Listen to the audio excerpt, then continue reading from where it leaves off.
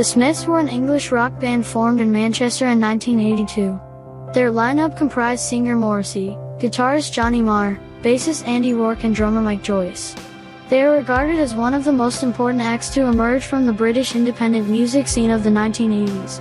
The Smiths signed to the independent label Rough Trade Records and released their first album, The Smiths, in 1984.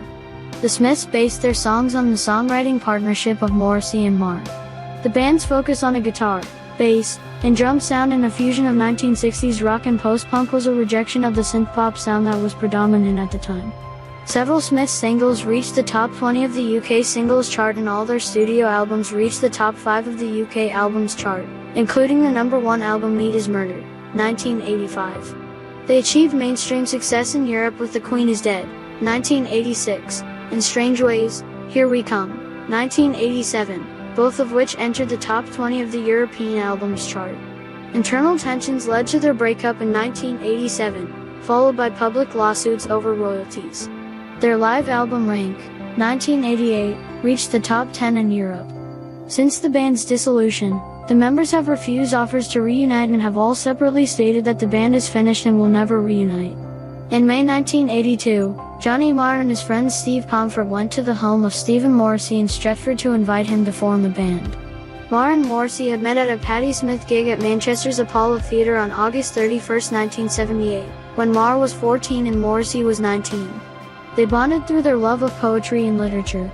A fan of the New York Dolls, Marr had been impressed that Morrissey had authored a book on the band and was inspired to turn up on his doorstep following the example of Jerry Leiber, who had formed his working partnership with Mike Stoller after turning up at Stoller's door. According to Morrissey, "We got on absolutely famously. We were very similar in drive. Conversing, the two found that they were fans of many of the same bands." The next day, Morrissey phoned Marr to confirm that he would be interested in forming a band with him. A few days later, Morrissey and Marr held their first rehearsal in Marr's rented attic room in Bowden. Morrissey provided the lyrics for Don't Blow Your Own Horn, the first song that they worked on. However, they decided against retaining the song, with Marr commenting that neither of us liked it very much. The next song that they worked on was The Hand That Rocks the Cradle, again was based on lyrics produced by Morrissey. Marr based the tempo on the Patti Smith song Kimberly, and they recorded it on Marr's Teak 3-track cassette recorder. The third track that the duo worked on was Suffer Little Children.